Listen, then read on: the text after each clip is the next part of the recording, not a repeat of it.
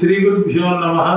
ఓం నమో నారాయణి. నిత్య దైనందిక జీవితంలో భాగంగా దీపారాధన, దైవారాధన, పెద్దల ఆశీస్సులతో మీకు జూలై మాసం కన్యా రాశి వారికి ఎలాంటి ఫలితాలు గోచరిస్తున్నాయి, ఏ గ్రహాలు మనకు పూర్తి స్థాయిలో అనుకూల ప్రతికూల ఫలితాలు ఇస్తున్నాయి, మనం ఎలాంటి జాగ్రత్తలు తీసుకునే ప్రయత్నాలు చేయాలి అనే అంశాన్ని మనం తెలుసుకునే ప్రయత్నం చేసే ముందు, ఈ కన్యా రాశి వారికి 6వ స్థానంలో శని, 8వ స్థానంలో కుజుడు, రాహువు 7వ స్థానంలో ఉంటారు. సప్తమంలో రాహువు, అష్టమంలో కుజుడు, 6వ స్థానంలో శని ఉండడం చేత మీరు మీ ఆరోగ్యమైనటువంటి అంశాలపై పూర్తి స్థాయిలో శ్రద్ధ వహించకపోయినట్లయితే కన్యా రాశి వారికి ఈ మాసం ఆరోగ్యమే పెద్ద సమస్యగా మారే అవకాశాలు ఉన్నాయి. తగు జాగ్రత్తలు తీసుకోండి. కెరియర్ పరంగా మీకు ఎలాంటి డోకా లేదు. శుక్రుడు మరియు రవి ఈ నెల ప్రారంభం నుంచే మీ కన్యా రాశి నుండి 10వ స్థానంలో ఉంటారు కాబట్టి ప్రభుత్వ రంగంలో పనిచేసేటువంటి ఉద్యోగస్తులకు ఈ నెల విశేషమైనటువంటి అనుకూల ఫలితాలు పొందుతారు. డిప్యుటేషన్స్, ట్రాన్స్ఫర్స్, పదోన్నతులు పూర్తి స్థాయిలో అనుకూలంగా ఉంటాయి. ఇక ప్రైవేట్ కంపెనీల్లో పనిచేస్తున్న వారికి మీ కష్టానికి తగినటువంటి ఫలితం దక్కుతుంది. మీ శ్రమ ఇతరులను గుర్తించేలా మీరు కష్టపడి పనిచేస్తారు. దానికి తగిన ఫలితం మీకు అనుకూలంగా మారుతుంది. ఇక ఎడ్యుకేషన్ సీజన్, మన విద్యార్థుల గురించి మాట్లాడుకున్నట్లయితే 5వ ఇంటి అధిపతి శని ఈ నెల మొత్తం 6వ ఇంట్లో ఉంటాడు.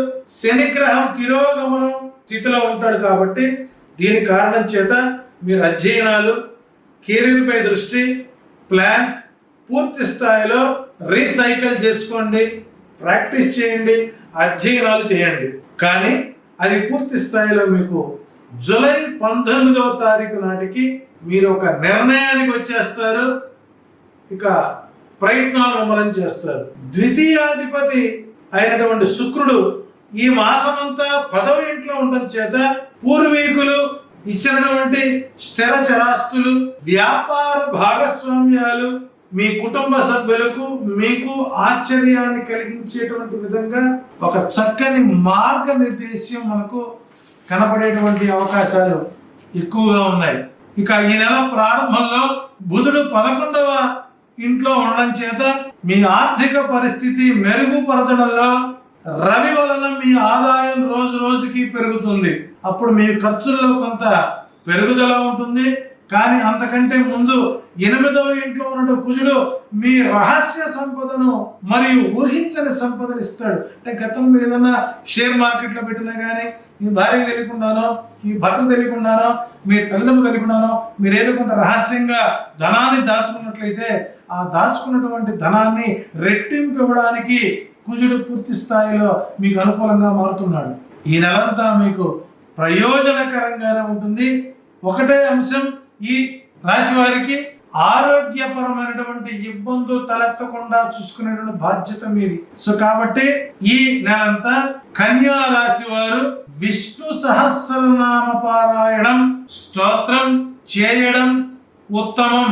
ఆ చదవడం కుదరకపోయినా కనీసం ఆ విష్ణు సహస్రనామాన్ని వినే ప్రయత్నం చేయండి. రోజు మొత్తం మీద కనీసం ఒక 10 నిమిషాల సేపు దైవానికి సమయం ఇవ్వండి. ఈ కన్యా రాశి వారికి ఈ నెల 99% అనుకూలంగా ఉంది. ఆ 1% హెల్త్ అండ్ ప్రొటెక్ట్ మీద ప్లాన్ చేసుకోండి. శుభం భూయాలు.